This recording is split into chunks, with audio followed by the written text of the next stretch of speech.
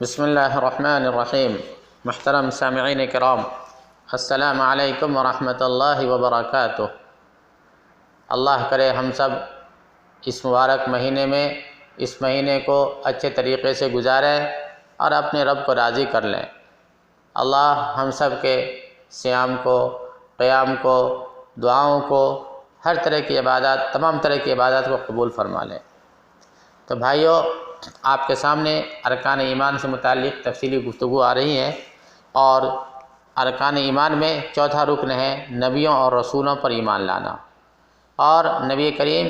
صلی اللہ علیہ وسلم پر ایمان لانے میں چند ایک باتوں کا خیال رکھنا ضروری ہے، کچھ باتوں کا لحاظ رکھنا ضروری ہے۔ ان میں سے چند باتیں آپ کے سامنے آ چکی ہیں، اور کچھ اور بھی ہیں جو آپ کے سامنے پیش کیے جا رہے ہیں۔ چنانچہ مؤلفین فرماتے ہیں کہ آپ صلی اللہ علیہ وسلم کے صحابہ، اہل بیت اور تمام بیویوں سے محبت و عقیدت رکھنا، ان کی شان میں تنقیص کرنے یا ان کو گالی دینے یا ان کے بارے میں کسی قسم کی طعن و تشنیع سے گریز کرنا، کیونکہ اللہ تعالیٰ ان سے راضی ہو چکا ہے اور انہیں اپنے نبی صلی اللہ علیہ وسلم کی صحبت کے لیے پسند فرمایا ہے، اور اس امت پر ان سے عقیدت و محبت کو واجب قرار دیا ہے۔ یعنی آپ صلی اللہ علیہ وسلم کے تمام صحابہ کرام اور آپ کے اہل بیت اور آپ کے ازواج مطہرات، تو ان سب سے جو ہم سب کو عقیدت رکھنا ہے، اب ان کے شان میں کسی بھی طرح کی بے حرمتی نہیں کرنا ہے، کوئی طرح کی تنقید ہم کو صحابہ کرام کے لیے نہ سننا ہے اور نہ بیان کرنا ہے، کیونکہ ان سے اللہ تعالیٰ راضی ہو چکا ہے۔ اللہ نے جگہ جگہ قرآن میں فرمایا رضی اللہ عنہ ورضوا عنہ، یہ صحابہ کرام اور آپ کے جو اہل بیت اور آپ کے ازواج مطہرات ہیں، ان سب سے اللہ راضی ہے۔ جب اللہ ان سے راضی ہے تو ہمیں کیا حق پہنچتا ہے ان کی زندگی پہ کسی طرح کا جو ہے بات کرنے کی اور ان کی کسی طرح کی توہین کرنے کی؟ اس لیے ہم سب کو اپنی زبان کو جو ہے ان کے اوپر غلط کسی قسم کی بات کو بیان کرنے سے اپنے آپ کو بچانا ہے، اور ہر حال میں ہمارا عقیدت اور ان کے ساتھ رہے گی۔ چنانچہ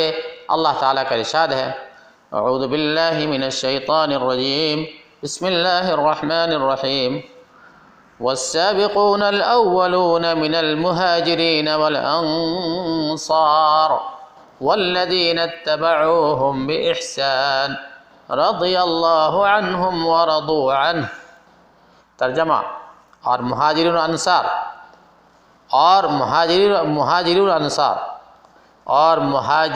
و انصار میں جو بھی اسلام لائے اور پہلے ہجرت کی اور جنہوں نے بھلائی کے کاموں میں ان کی پیروی کی، اللہ ان سب سے راضی ہوا اور وہ سب اس سے راضی ہوئے۔ نیز آپ صلی اللہ علیہ وسلم کا ارشاد ہے، لا تسبوا اصحابی فوالذی نفسی بیدہ لو انفق احدکم مثل احد ذہبا ما بلغ مد احدہم ولا نصیفہ، کہ تم میرے صحابہ کو گالی نہ دو، مجھے اس ذات کی قسم ہے جس کے ہاتھ میں میری جان ہے، اگر تم میں سے کوئی احد پہاڑ کے برابر سونا خرچ کرے تو وہ ان میں سے کسی ایک کے مد، تقریباً 11 چھٹا کا ایک پیمانہ ہے، یا اس کے نصف کو بھی نہیں پہنچ سکتا۔ یعنی اس حدیث پاک کا خلاصہ یہ ہے کہ نبی کریم صلی اللہ علیہ وسلم فرماتے ہیں کہ کوئی آدمی احد پہاڑ کے برابر سونا بھی اگر خرچ کر دے، اللہ کے راستے میں لگا دے، تو صحابہ کرام نے جو تھوڑی سی اللہ کے راستے میں لگایا ہے اتنا اجر نہیں پا سکتے، اتنا ثواب نہیں پا سکتے جتنا کہ صحابہ کرام نے تھوڑی سی اللہ کے راستے میں خرچ کر کے کما لیا ہے۔ تو صحابہ کرام کا عظیم مقام ہے، ان کے لیے ہمارا عقیدت سے ہمارا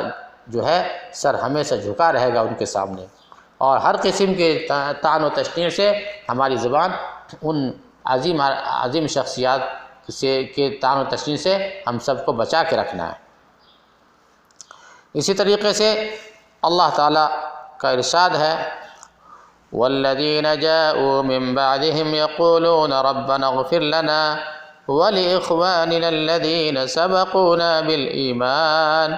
ولا تجعل في قلوبنا غلا للذين آمنوا ربنا إنك رؤوف رحیم۔ اور وہ لوگ جو ان کے بعد آئیں وہ کہیں اے ہمارے پروردگار ہمیں بخش دے اور ہمارے ان بھائیوں کو بھی جو ہم سے پہلے ایمان لا چکے ہیں، اور ایمانداروں کی طرف سے ہمارے دل میں کینہ اور دشمنی نہ ڈال،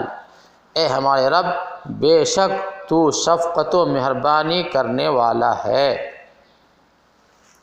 تو بھائیوں، مختصر یہ کہ صحابہ کرام جو ہے ہمارے لیے ہر طرح کے جو ہے احترام کے قابل ہیں، ہر طرح سے قابل احترام ہیں، اور ہر طرح کی توہین و تنقید سے جو ہے ہم سب کو ان کی بچنا ہے۔ ان کی کسی طرح کی توہین تنقید ہمارے زبان اور ہمارے کسی بھی عمل سے نہیں ہونی چاہیے۔ تو نبی کریم صلی اللہ علیہ وسلم پہ ایمان لانے میں یہ بھی شامل ہے کہ آپ کے صحابہ کا احترام ہمارے دل میں ہونا چاہیے۔ اللہ تعالی ہم سب کو عمل کی توفیق نصیب فرمائے۔ وآخر دعوانا ان الحمد للہ رب العالمین۔